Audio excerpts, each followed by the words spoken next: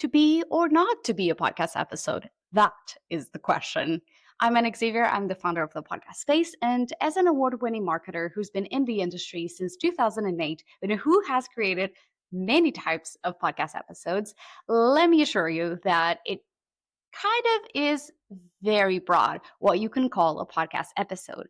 Back in the day, it used to be it has to have an RSS feed, and you can consume it via the iTunes platform, so an Apple device, or you would have to subscribe to an RSS feed. Today, with podcasts being online and video, it just kind of broadened what a podcast could be and what a podcast episode could also be.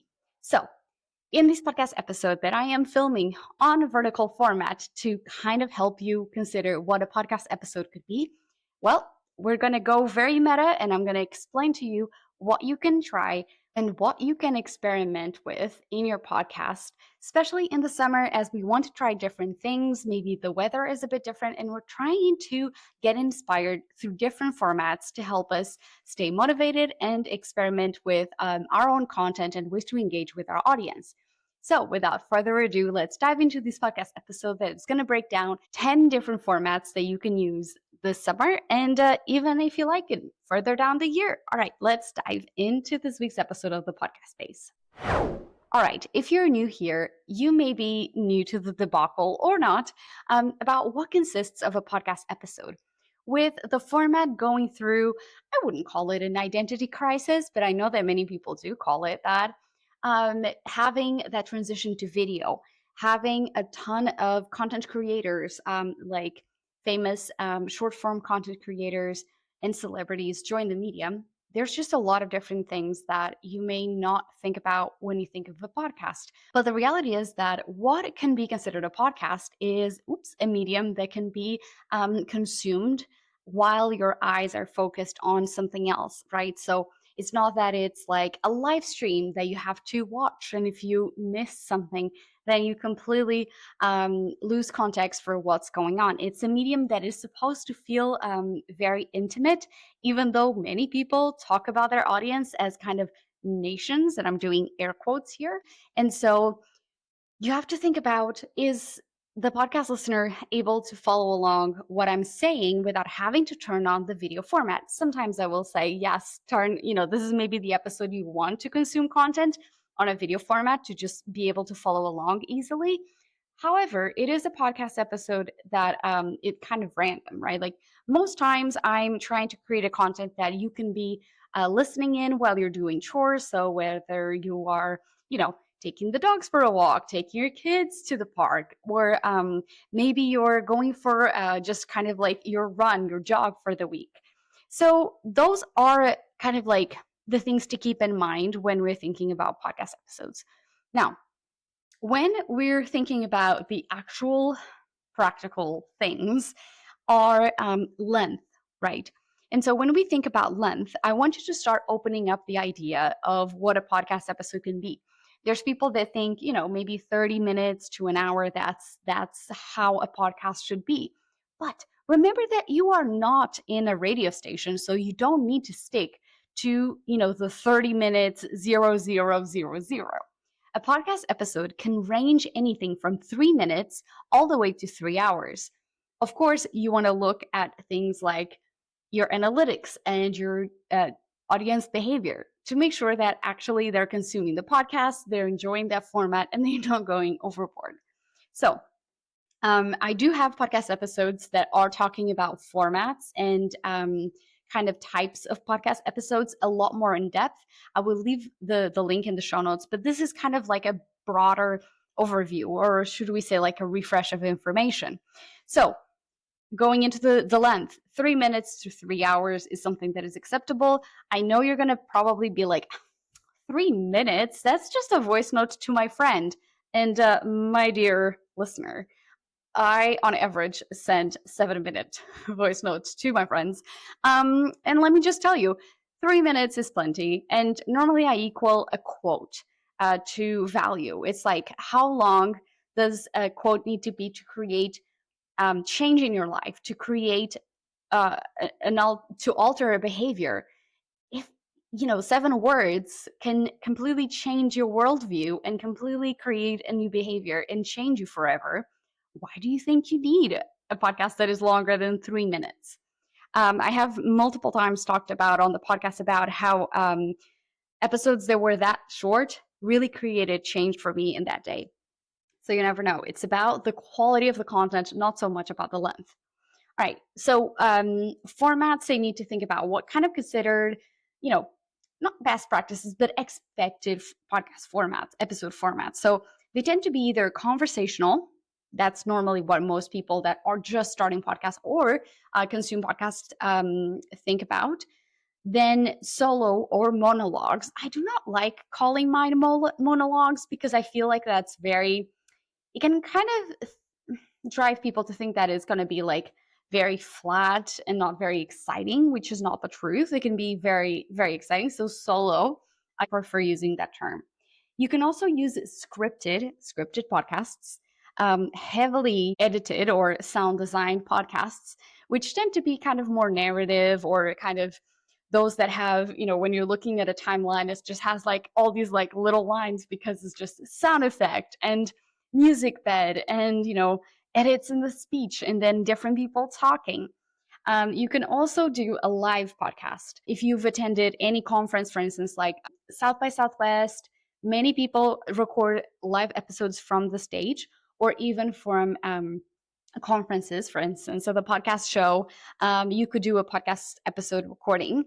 And so those are different formats that you kind of tend to think about. But I want you to think about as well, like the high effort and the low effort. This season, I'm filming that on vertical format, so I'm having a very lean setup. But what I'm also thinking about is, the topics that I'm talking about, I'm a lot more comfortable talking about them and ad-libbing without spending tons of time doing research. And I want you to think about if you are a business owner, you could talk at length about many different topics in your expertise. And so when we're thinking about high effort are the ones that maybe you need to research a bit more to add kind of a lot of thoughts, to add kind of like factual information. And those interviews tend to be, by default, more work because the longer you do an interview, the longer you will take to edit that episode and then to go through it and write show notes and yada yada. So when we think about lower effort, it's not that it is no effort at all. It's just thinking differently about what value is. And I want you to think about, as a listener, whenever you're listening, consuming other people's podcasts, and a podcast episode was like 1 hour, you may have forgotten about this very exciting, like 10-minute part of the conversation where it was a very specific question that led to a few follow-ups that you were like, oh my God, that segment was so good. I really wish I could save that. And so, whenever we're thinking about consuming a podcast, there are moments in the conversation where we're like, meh, that's filler, that could be out. And so if you feel that, I want you to start thinking about when you're listening to a podcast episode, to pay attention to the moments in the episode they were like, oh, wow, I need to go back. That whole section was so exciting. And so when you are consuming other people's podcasts, will really help you reframe what your podcast format could be. And so it's kind of important to think through what we can do as creators to serve. What is the message? What is the point that we want to come across? And not so much how can we tell the listener every single thing we know about the one topic. Sometimes it's about eliciting curiosity that then we can direct the listener somewhere else. So, all right, let's get into the 10 types of underutilized episode formats that I want you to consider if you're trying to push the boundaries of what is a podcast episode for you and how can you create content differently to start exciting you again and to start kind of testing some different expertise areas or even just pushing your boundaries of your creativity. Number 1, break episodes into multiple parts. So I was just hinting at that earlier. And so whenever we're thinking about a 1-hour episode, if you've done your homework and you prepared the questions or you know about that person's expertise, there will be ebbs and flows throughout the conversation. And so a lot of people think about like, well, obviously, like that was a 1 hour conversation. What if you were to break that down into three logical parts? And so the interview that I've done about SEO on YouTube um, with Sarah McDowell, that's a perfect example. So I would highly recommend, I think it's episode 41 and 42. And I highly recommend that you listen to that episode because in the moment I decided that I was like, okay, this episode is about 40 minutes now. I definitely need to break down. So I kind of closed the interview and then stopped recording and started again and kind of did a little bit of an introduction on the fly. However, you don't need to do that. If there's kind of a lot of questions that you want to ask a specific person, but you kind of think about like they don't really tie in together, that is such a clever way to break down the interview in a way that gives you more episodes for more weeks, especially if you are trying to kind of yield more out of each guest so that you spend more time maybe thinking through the packaging instead of actually booking different guests. And kind of like if it feels like very overwhelming and you're really struggling to find experts in your field, or if you're just trying to make more angled sections of the episode, that makes absolute sense. So think about if you have a 1 hour episode, how that can be three different episodes that are 20 minutes long with a dedicated intro and outro. And also, if you're thinking about bingeability, you already know the content that is coming up. So you can tease from 1 week to the other about that one piece of content. So that's like 2 tips in one. All right, number 2, repurpose and lightly edit live streams on Instagram, TikTok, YouTube, LinkedIn, and all the other things. Facebook too. I was like, I'm forgetting one. Right.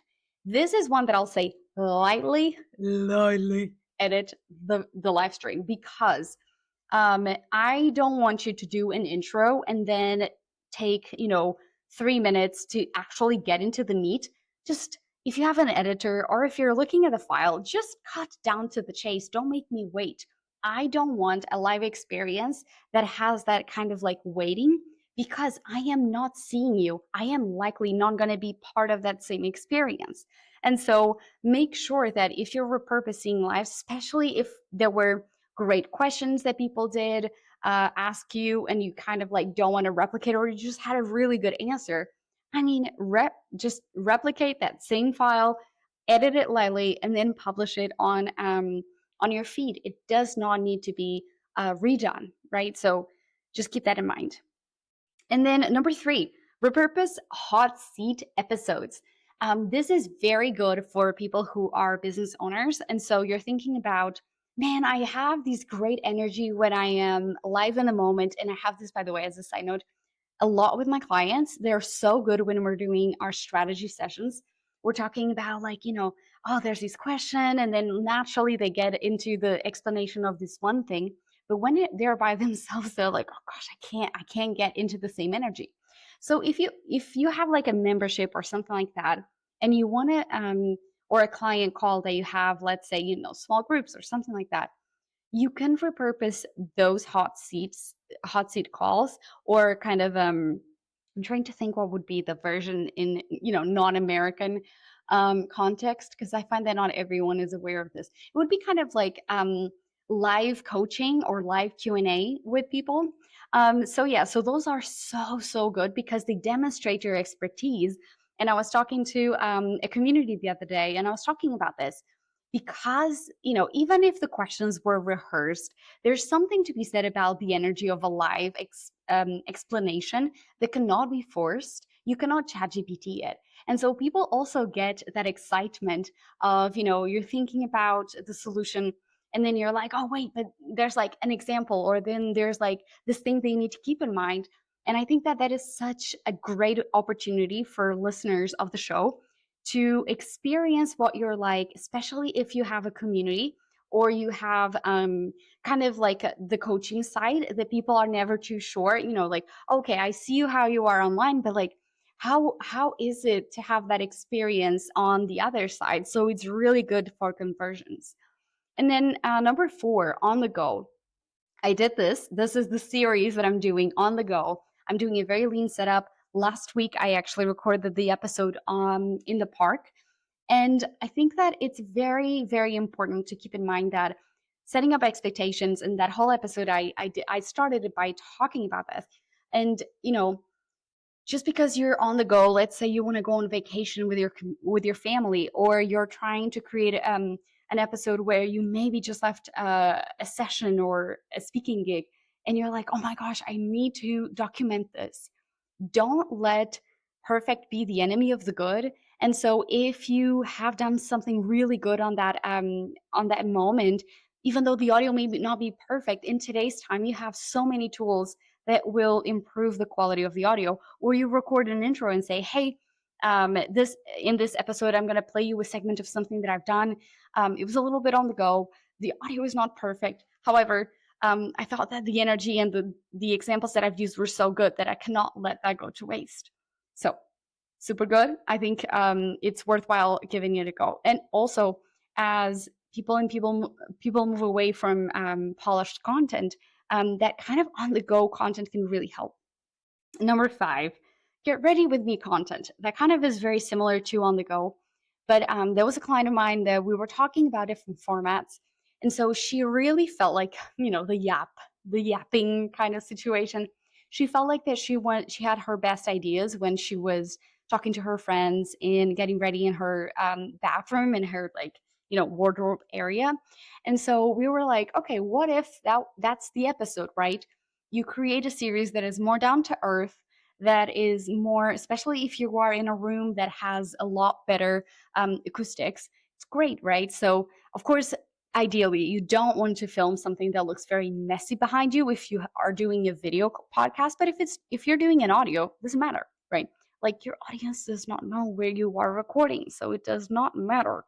And there's something to be said about like stream of consciousness content that is way more effective at getting to the point. All right, number 6, repurpose successful newsletter editions, social media posts like carousels, or longer videos that you may have done into shorter podcast episodes. I have done this with a few, I wouldn't say newsletters, but I have done definitely with carousels. And so multi-page posts where I was like, oh, 7 different places where you can promote your podcast. And it was kind of like bingo format.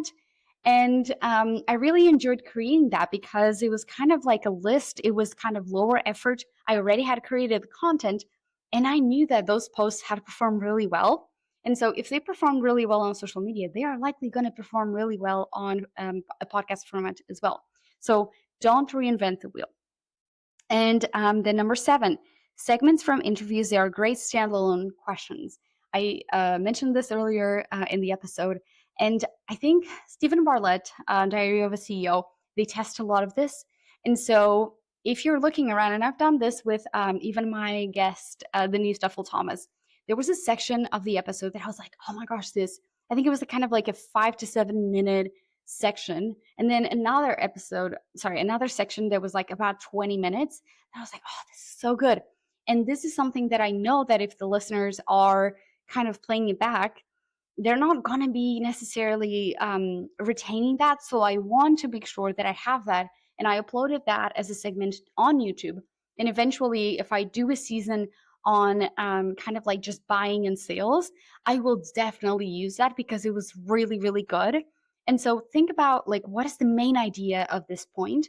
And if it kind of has a natural progression, it makes sense that the listener will be listening in and kind of like, oh, okay, I retained everything, that it was a very good. And what I mean by this is that it's not that you went and said, oh, you started asking about the question, you start pulling the conversation into another topic and you never go back, right? So you have to keep in mind what is it that it looks like to do a standalone piece of content for like 20 minutes, where it's like, okay, it has logic. I'm standing with the logic all the way to the end, but this is where you need to add context. So you need to create an intro and an outro that kind of bookend the conversation.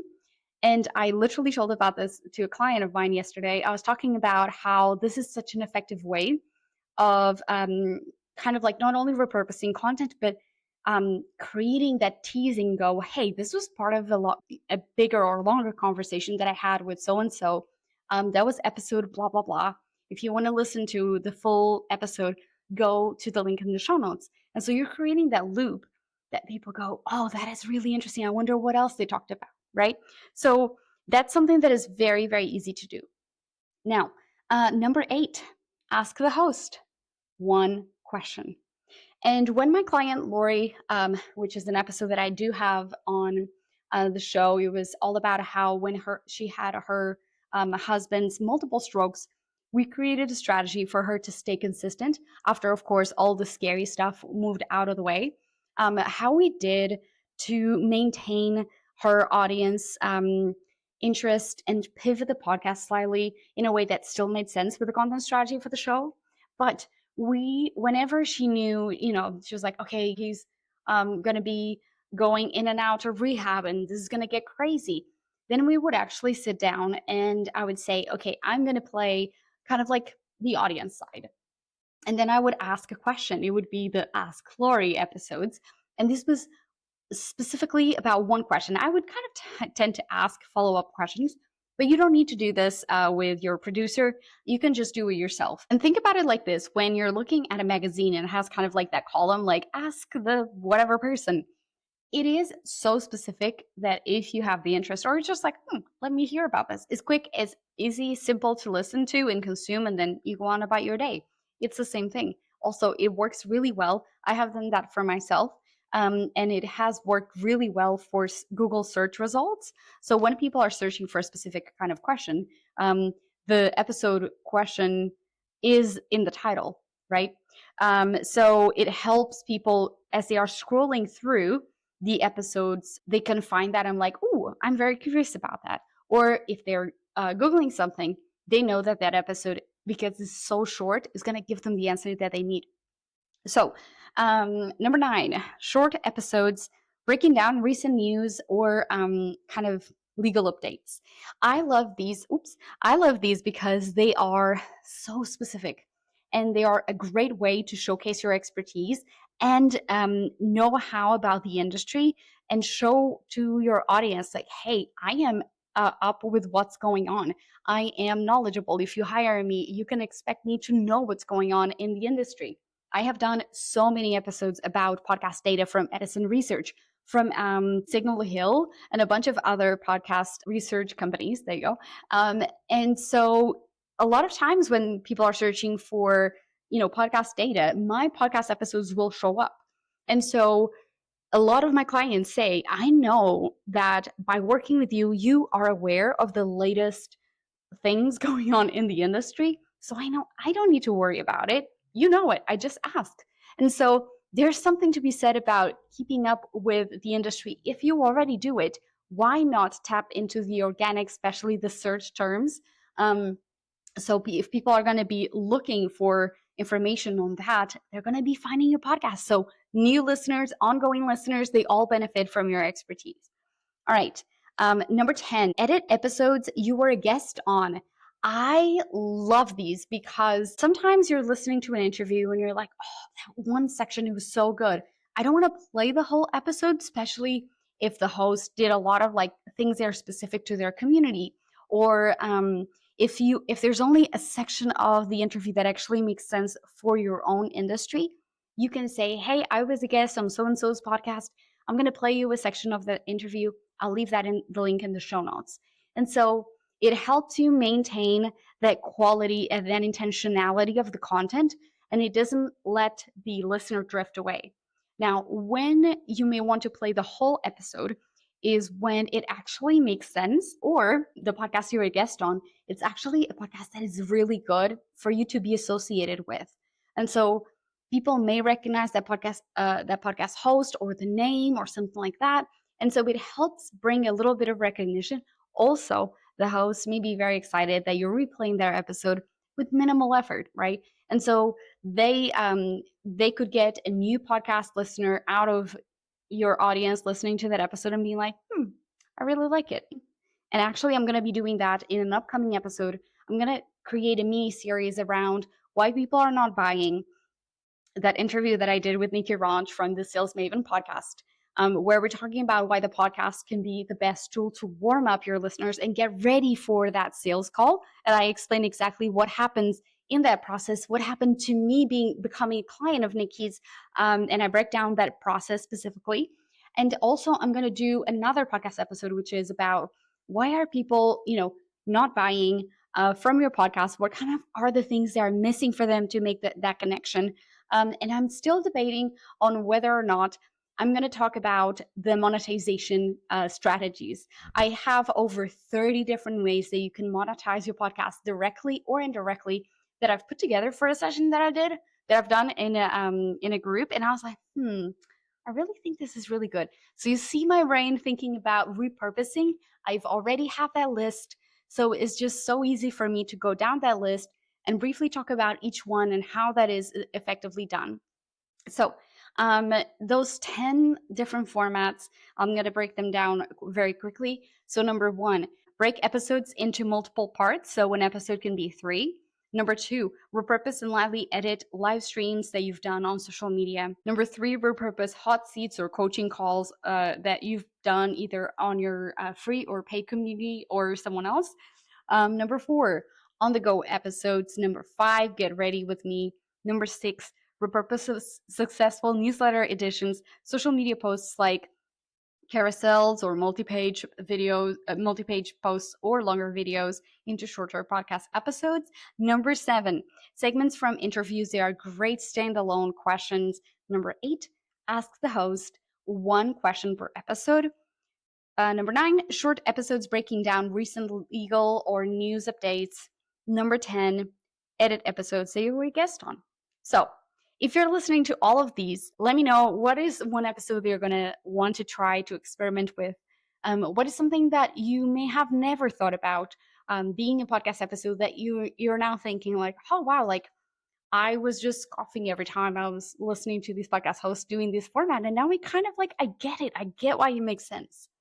And on the third note, if you're looking for help to get some of these strategies implemented for your own podcast so that it makes sense, so that you can grow online with more excitement, more joy, but also in a more effective way, let's talk. I work with podcasters from all over the world and through different formats, whether you're neurodivergent or neurotypical, we can find ways to work together. All right, so I've been Nick Xavier. I am so excited that you joined me today for this kind of a little longer episode. I hope that you look into the show notes for all the other episodes that I've mentioned.